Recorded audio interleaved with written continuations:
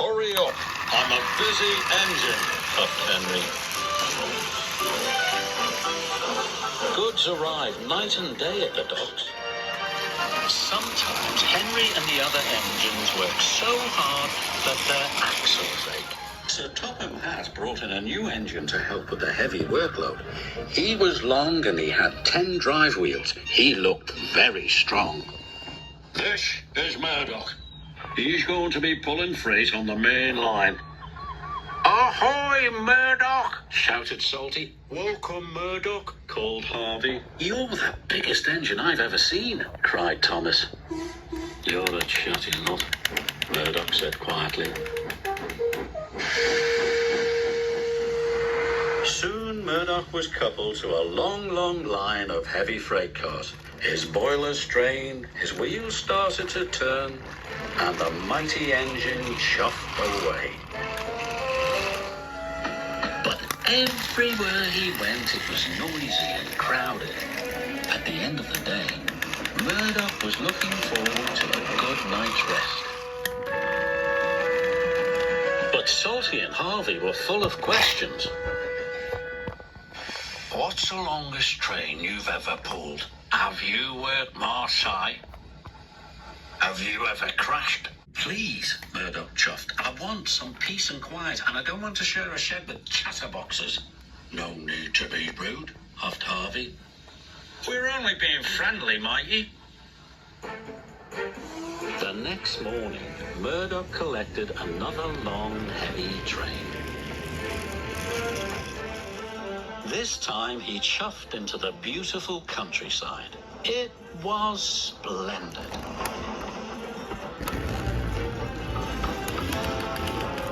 At last he had some peace and quiet.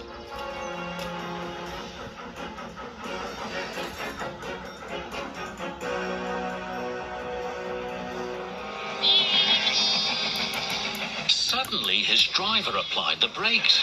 There were sheep on the tracks. The sheep escaped from that field, said the driver. Through that broken fence. They tried to chase the sheep back. First this way, and then that way.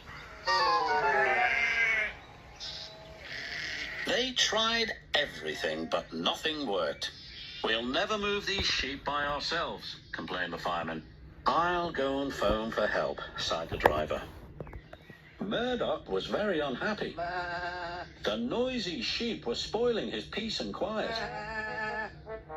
Sir Topham Hatt was enjoying afternoon tea when he got the call. Sheep? He exclaimed loudly. I'll send Toby with the farmer immediately. The sheep were becoming noisier and noisier.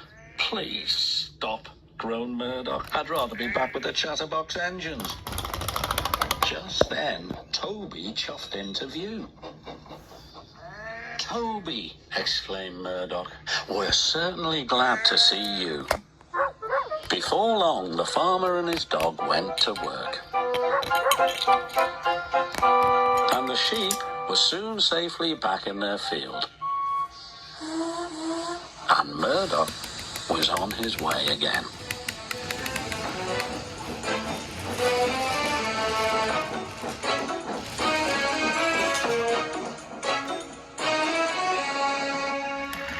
That evening, Murdoch parked between Harvey and Salty, but Murdoch spoke first.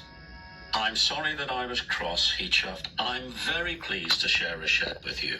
And we're pleased to have your company, said Harvey.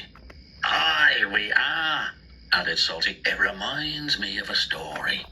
Murdoch smiled. The sound of bar, bar, bar would have kept him awake, but a Salty story would send him happily to sleep.